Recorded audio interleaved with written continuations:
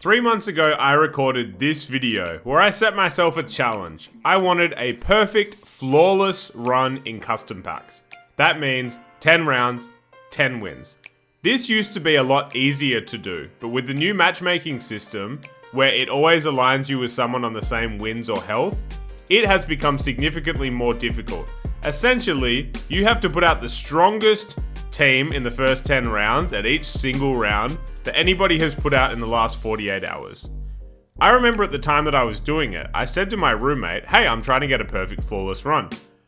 He said, seems like the kind of thing that will happen when you're not trying to get it. So since I made that video, Grounded Sap has put out a perfect flawless run, and I remember seeing someone else in the Discord do it. And then today, I was going for something completely different, and I stumbled into one myself, just like my roommate predicted. So, without further ado, here is a perfect, flawless Super Auto Pets run. Okay, we're here, we are in the replay, and it's time to get going. So I think I'll speed it up for the early rounds, and then we'll slow it down later on. So, if you have any intention of going for a flawless, Moth and Ant are your best friends early rounds. And look, to be honest with you, if you haven't seen the first video I did on this, you do require tremendous amounts of luck. You could play things analytically perfect and have no guarantee of actually getting what you need or getting the right matchups.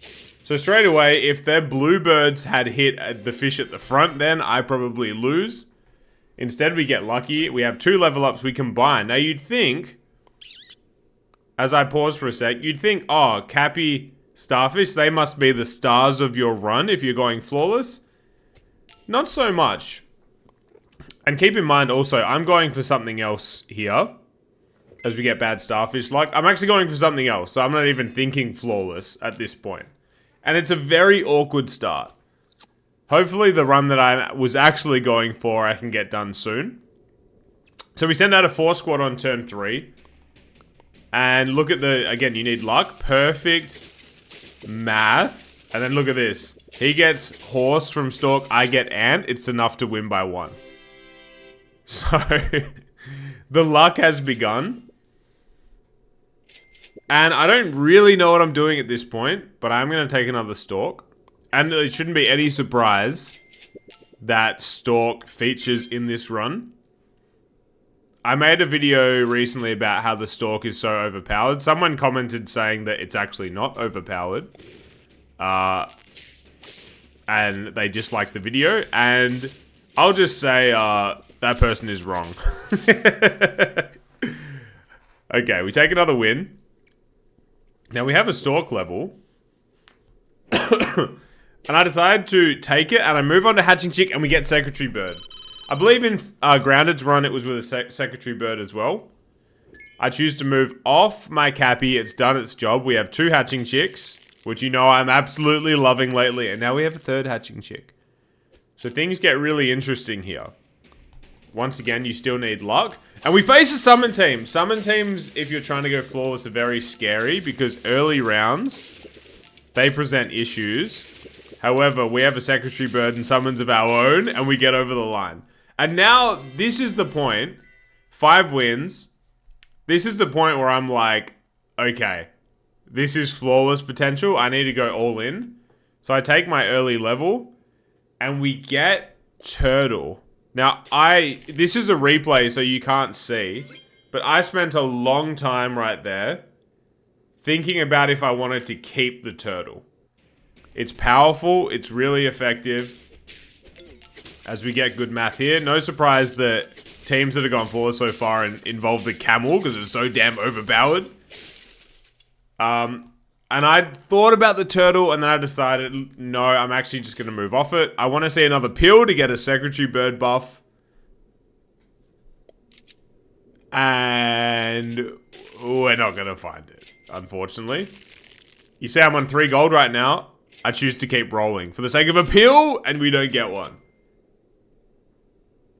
So I should actually be moving the Stork to the front, since it has Melon and it can inherit the buff. And look what happens here. His Link... Sorry, let me rewind that. His Lynx kills my moth at the front, which then transfers the attack onto the stalk, which allows it to 2-for-1. And now we're getting buffs from the secretary bird at the back. This is the luck you need, right? And I'll happily take it. So what do you do here? The moth's time is done. And I'm thinking, oh, I mean, look, let's look at it right now. Just before you know it, you're on 7 wins. You only have 3 to go. So how do you play this? You're not playing for massive scaling. You're playing for tempo. So we're going to level into Eagle.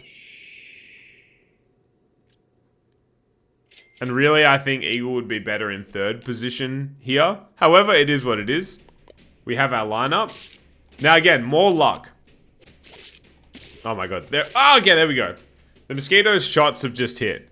If the mosquito hits the stalk, this is... if the mosquito pops a melon, this is probably a loss, I believe. Yeah, this mosquito would just wreak havoc on us.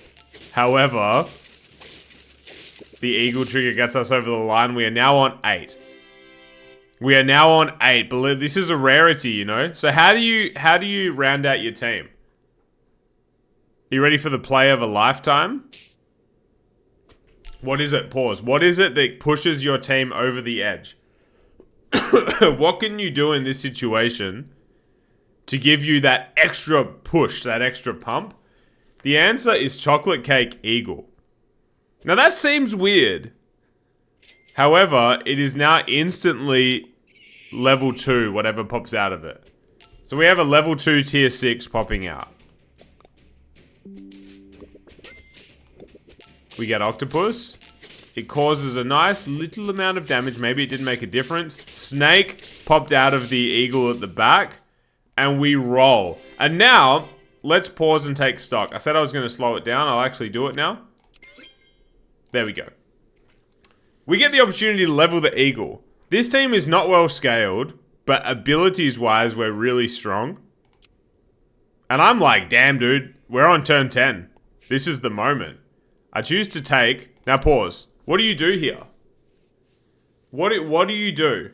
I've taken Snake. What's the play? I could just stack a secretary bird. I could do, you know, like maybe I can bring in a poodle and scale up a little bit. That would be nice. A little bit of wide scaling. I decide, no, I want something with more impact. And it's so funny what I settle on. Freeze the chocolate.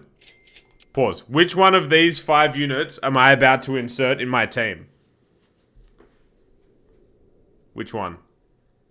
If you've been watching my channel for a while, you know the answer is donkey.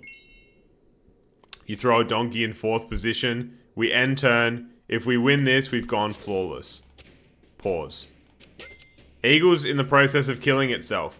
So the donkey is going to instantly, because it counts, if a friend faints, the donkey ability triggers.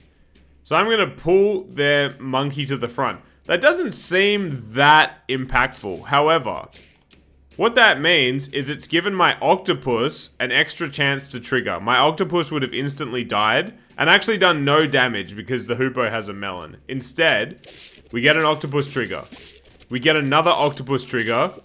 We wipe massive amounts of their team. The snake is now triggering. And we have gone flawless. So, did the donkey make the difference in the end? I'm just gonna choose that it did. So anyway, there it is. Like, it's funny that for a video that took me 25 hours to force in the original video, I've now stumbled into this as my roommate accurately predicted when I wasn't trying for it. Okay, that's a perfect flawless run. Thank you so much for watching. I hope you have a great day, and I'm gone. Peace.